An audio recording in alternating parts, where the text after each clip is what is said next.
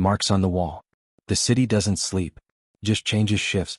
Day people clock out, night people clock in. I've always operated in the blurry spaces between. Those transition moments when patterns break and truths slip through the cracks. That's where you find the stories most people miss, the ones painted in shadows and whispers. Like the strange symbols appearing across Boston's abandoned buildings just before they burned. My name is Morgan Reeves. I notice what others overlook and connect dots others don't even see. Sometimes that makes me the only person who can recognize a pattern forming in the urban chaos.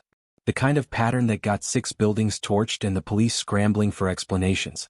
The kind that left distinctive marks on walls that shouldn't have mattered to anyone, until they suddenly did. You're the third detective on this case, Captain Harlow said, not bothering to hide her frustration as she handed me the file. The first 2 hit dead ends. The department is understaffed, and the press is turning this into a circus. I need results, not theories. We stood in the shell of what had once been the Blackwood Textile Factory, built in 1912, abandoned in 1989, and scheduled for demolition next month. Or it had been, before someone decided to accelerate the timeline with gasoline and a match 3 nights ago. Arson's not usually my area, I replied, flipping through the preliminary reports. This isn't about the fires. It's about these. Harlow directed her flashlight toward the far wall, illuminating what remained of a brick surface partially collapsed from fire damage. I approached carefully, stepping over charred debris. There, spray-painted in deep red that had somehow remained vivid despite the smoke damage, was a strange symbol, a circle containing interconnected geometric shapes and lines that resembled some kind of stylized script. The same marking was found at all 6 locations, Harlow continued. Applied within 48 hours before each fire. We've checked with gang task force, graffiti databases, occult experts. Nothing. It's not territorial marking, not known gang signs, not any religious or cult symbol on record. I studied the symbol carefully. The application was precise, almost mechanical in its execution. Not the quick, furtive work of typical graffiti artists. What connects the buildings? I asked, already scanning the file for commonalities. That's where it gets complicated. Different neighborhoods, different owners, different intended uses. Some were slated for demolition, others for renovation. Some had been empty for decades, others just a few years. There's always a pattern, I murmured, more to myself than to Harlow. Sometimes you just need to look from a different angle. Well, find it fast. The press is calling it everything from serial arson to ritual destruction. Property developers are getting nervous about buying abandoned buildings. And my superiors want this wrapped up yesterday. I knelt to examine the symbol more closely. The paint had a slight texture to it, and the color was unusual for typical spray paint, deeper with a matte finish. Has the paint been analyzed? Initial tests show high-end automotive paint. Not the cheap stuff taggers usually use. Custom color too.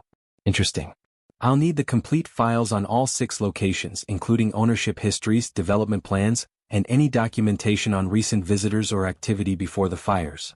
Already in the file, Harlow said, checking her watch.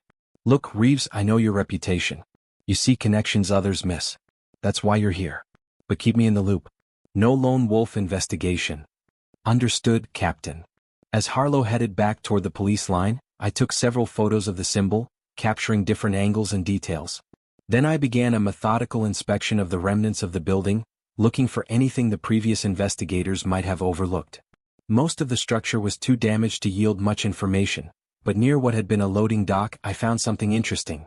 A small area where the fire damage was minimal, and on the wall, barely visible, was what appeared to be an older version of the same symbol, partially covered by years of grime and faded with age. This wasn't a new marking. It was a restoration of something that had been there long before. Back at my office, I spread out the files on all 6 incidents, arranging them chronologically.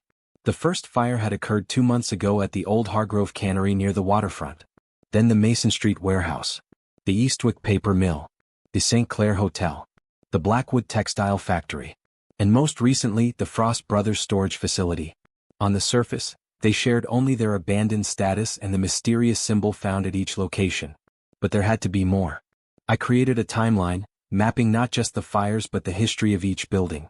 Construction dates, operational periods, closure dates, ownership changes, development plans.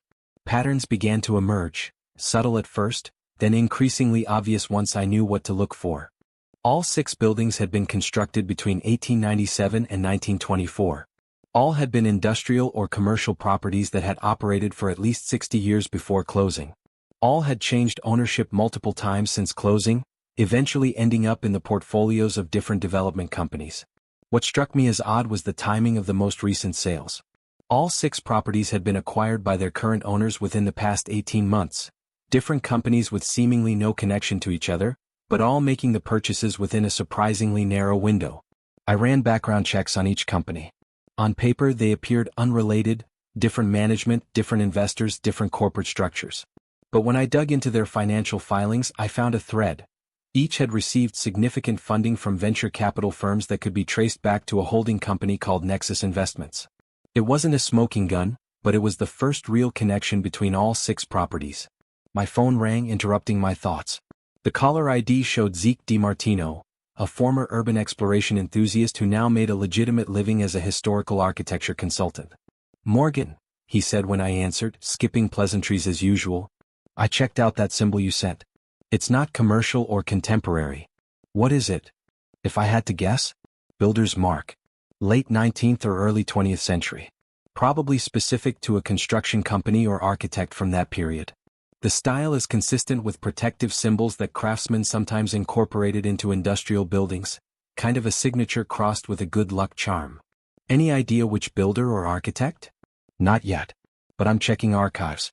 These kinds of marks were usually standardized across all of a firm's projects. If we find the right blueprint archives, we might identify who placed them originally. That would explain why the buildings are all from the same era. But not why someone's remarking them now just before burning them down. Could be some kind of historical vigilante," Zeke suggested. "Someone who knows what the buildings were and doesn't want them erased from the city's memory. By erasing them with fire instead?" I shook my head, though he couldn't see it. "There's something else happening here." After hanging up, I turned to researching Nexus Investments. The company had been founded just 3 years ago by Carson Frost, a 35-year-old former hedge fund manager who had pivoted to urban renewal projects. Their website was filled with glossy renderings of revitalized neighborhoods and ambitious mixed-use developments. The name Frost triggered a connection. Frost Brothers Storage, the site of the most recent fire. I checked the ownership history again and found that the Frost family had originally built the facility in 1919. Carson Frost would be a descendant of the founders. But the property had been sold by the Frost family in the 1980s. Its current owner was Urban Renaissance Properties, which had acquired it 6 months ago. If there was a direct connection to Carson Frost or Nexus Investments, it wasn't immediately obvious. The pattern was taking shape but still incomplete. I needed more information about the symbols and the original builders of these properties.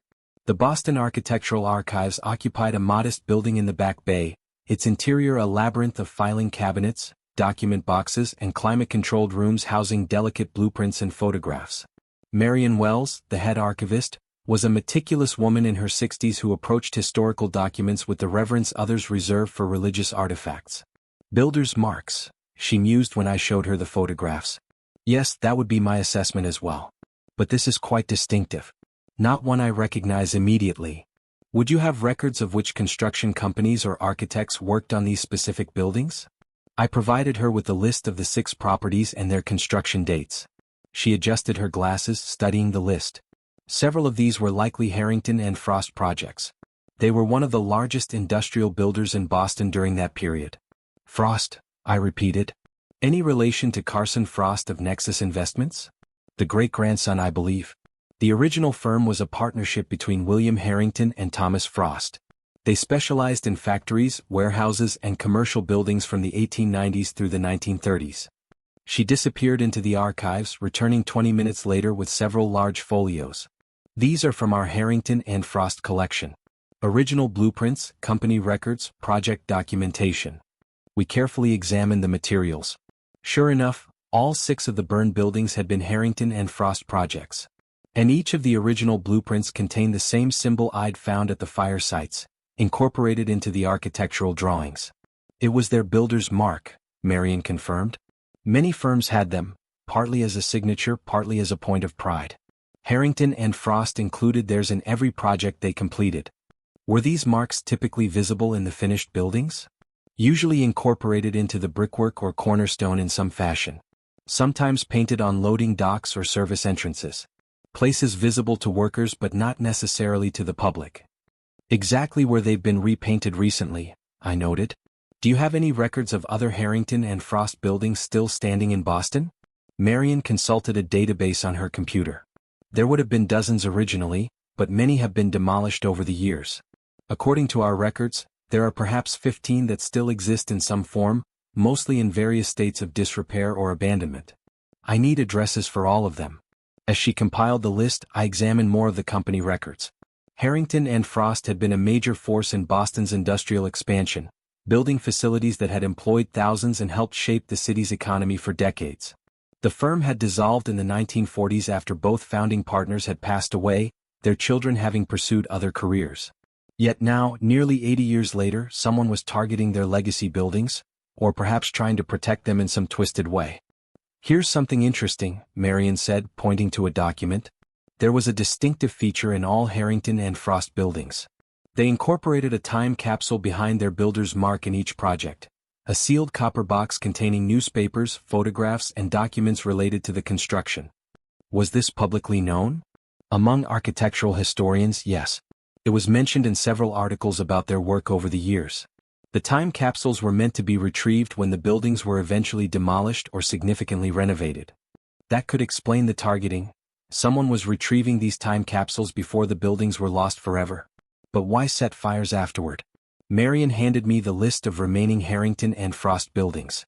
There are 14 still standing in various conditions. Most are abandoned or minimally used. And all potential targets, I murmured. Thank you, Marion. This is extremely helpful.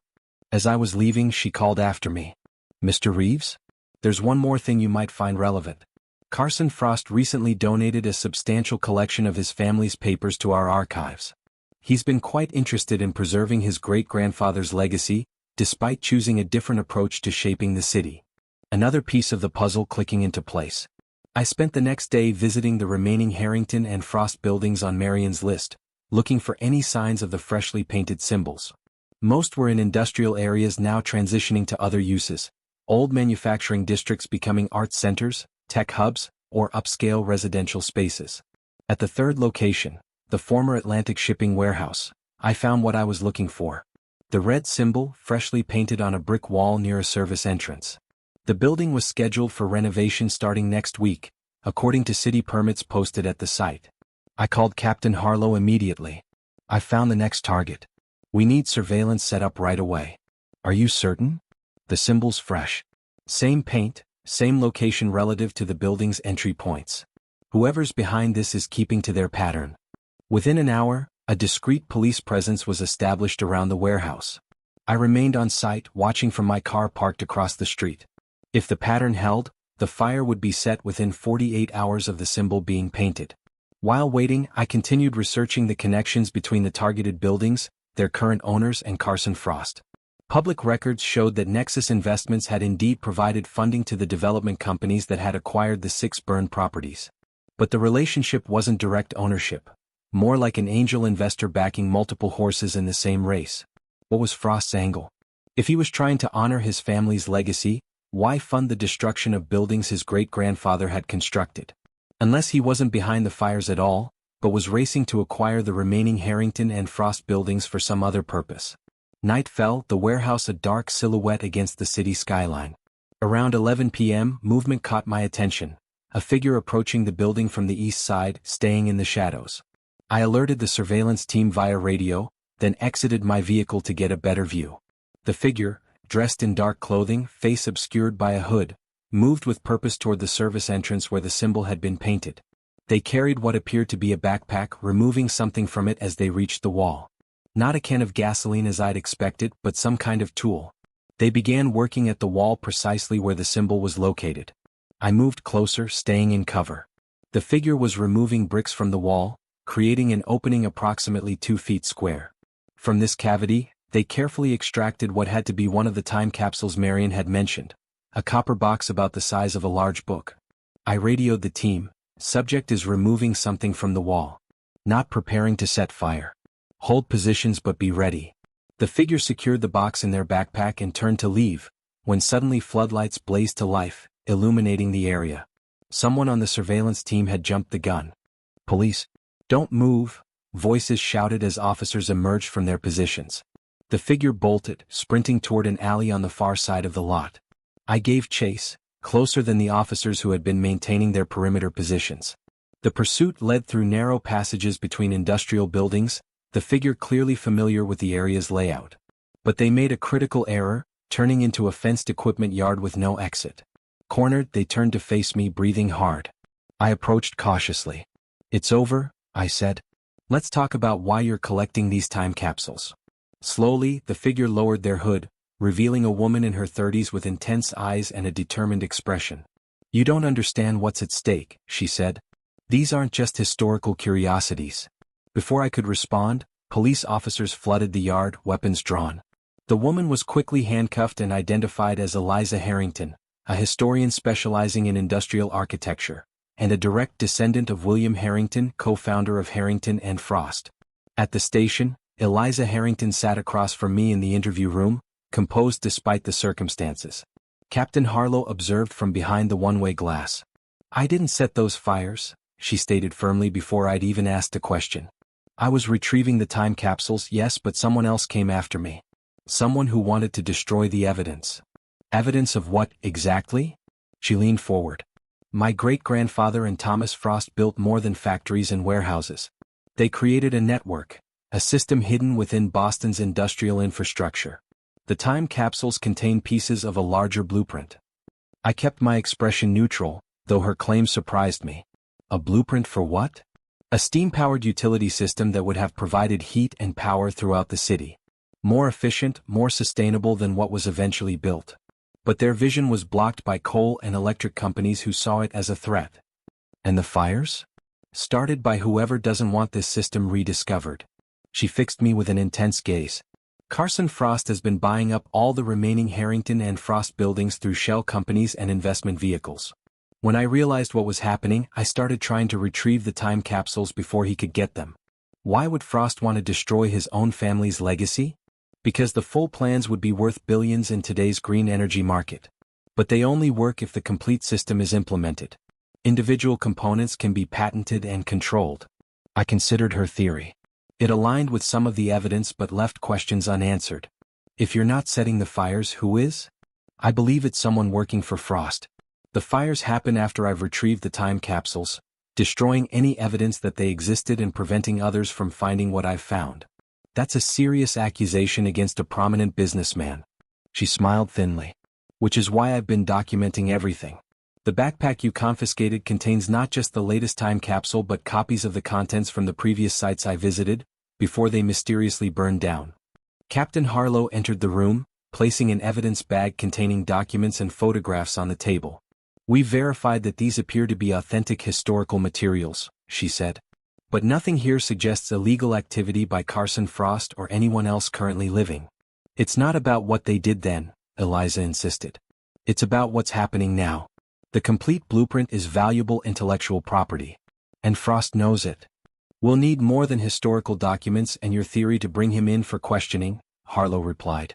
"I studied the materials, fascinating glimpses into Boston's industrial past, including technical drawings that did indeed appear to be components of a larger system. But nothing that obviously connected to the fires. There's one way to test her theory," I suggested. "The Atlantic shipping warehouse. Now that the time capsule has been removed, if her story is true, it should be targeted for fire within the next day or two." Harlow nodded slowly. "We'll maintain surveillance quietly. Miss Harrington, you'll need to remain in custody until we've determined your involvement one way or the other." "The other buildings on my list are still at risk," Eliza protested. "If you hold me here, Frost's people will get to them before I can retrieve the remaining time capsules." "That's a risk we'll have to take," Harlow replied. "Mr. Reeves, a word outside?" In the hallway, Harlow kept her voice low. "What's your assessment?" "Her story is elaborate but consistent with the evidence we have. The time capsules are real. The connection to Frost is circumstantial but worth investigating. Keep digging into Frost and his companies. If there's a connection to the fires, find it. In the meantime, we'll watch the warehouse." Despite round-the-clock surveillance, the Atlantic shipping warehouse erupted in flames at 2:17 a.m., approximately 30 hours after Eliza Harrington had removed the time capsule. The arsonist somehow evaded both the police perimeter and security cameras. The pattern had held, lending credibility to Eliza's claims. I immediately focused my investigation on Carson Frost and Nexus Investments, looking for connections to the fires that went beyond the circumstantial. What I found was surprising.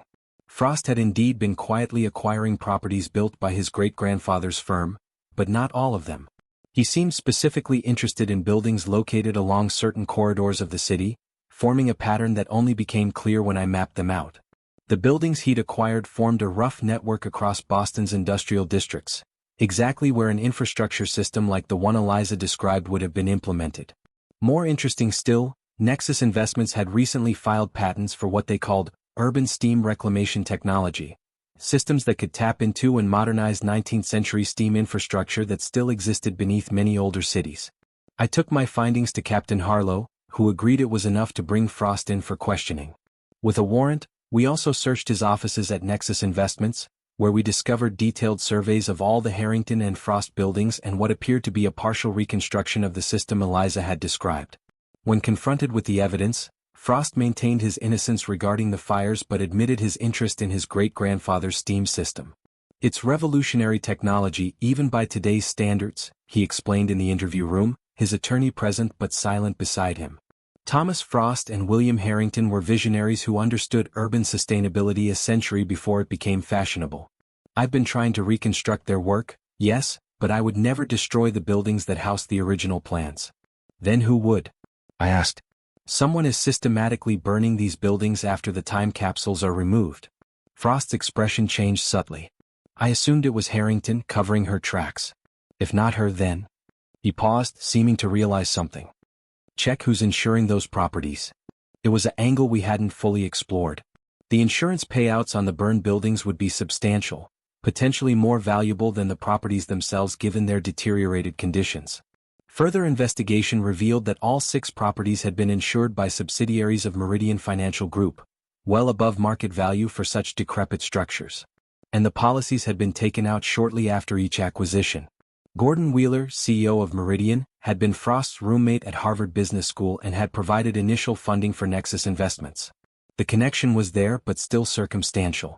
The breakthrough came from an unexpected source. Eliza Harrington, released from custody but still under investigation, contacted me with information she'd decoded from the time capsules she'd recovered.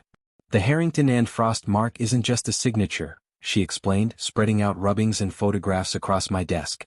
It's a key. Each one is slightly different, encoding the location of that building's place in the larger system. She demonstrated how the subtle variations in each symbol corresponded to coordinates and connection points in the steam network. When combined, they formed a complete map of the infrastructure, intellectual property that would indeed be worth billions in today's green energy market. Frost has been trying to recreate this from fragments, she continued. But Wheeler realized there was more money in the insurance than in the long-term development. They've been working at cross purposes, Frost trying to save his family's legacy, Wheeler turning it into a short-term profit scheme. Armed with this theory and the accumulating evidence, we set up surveillance on the next likely target, the Wilson Street Foundry, another Harrington and Frost building recently acquired by a company with ties to Nexus Investments. When the red symbol appeared, freshly painted on its brick exterior, we were ready. Not just for Eliza, who arrived as expected to retrieve the time capsule, but for what came after. A professional arsonist contracted through a series of shell companies that eventually led back to Gordon Wheeler and Meridian Financial. The arsonist, caught in the act, quickly turned on his employer in exchange for leniency. Email records and financial transactions provided the final evidence needed to arrest Wheeler for orchestrating the arsons. 6 weeks later, I stood with Eliza Harrington in the lobby of the newly established Harrington and Frost Innovation Center, formerly the Wilson Street Foundry, now the first building being rehabilitated under a joint venture between Carson Frost and the Harrington Historical Foundation. You know, for someone who didn't trust Frost initially, you've ended up working closely with him, I observed as we examined displays of the original steam system blueprints, assembled from the retrieved time capsules. We discovered we wanted the same thing, just from different angles, she replied. His interest was commercial, mine historical. But the end result is preserving something remarkable that almost vanished. From Boston's landscape. The center would serve as both museum and research facility, dedicated to exploring how 19th-century sustainability concepts could be applied to modern urban challenges. More importantly, It represented the first phase of actually implementing the visionary system that Harrington and Frost had designed a century ago. Wheeler never understood the real value here, Eliza continued. He saw old buildings as insurance policies waiting to be cashed in. He couldn't see that some legacies are worth more intact than destroyed. I nodded, studying the original builder's mark now carefully preserved behind glass. The symbol that had led me through this case, its encoded meaning no longer a mystery. People leave marks behind, on buildings, on cities, on history, I reflected. Sometimes it takes generations to understand what they were trying to tell us. As we walked through the exhibits, I noticed visitors pausing to examine the distinctive red symbol that had once been dismissed as mere vandalism. Now it was recognized as a key to the past and possibly the future, a connection across time embedded in the very walls of the city. Some mysteries, when solved, reveal more than just a culprit. They unveil entire hidden histories, written in plain sight for those who know how to read the marks on the wall. What overlooked symbols exist in your city's architecture, telling stories you've never noticed? How many buildings do you pass daily without considering the intentions of those who built them, or the messages they might have left behind? And if you could leave your own mark for future generations to discover, what would it reveal about what you valued most? Perhaps the most profound communications are not those broadcast loudly in the present, but those whispered quietly to the future, hidden in plain sight for the right person to eventually find. The end.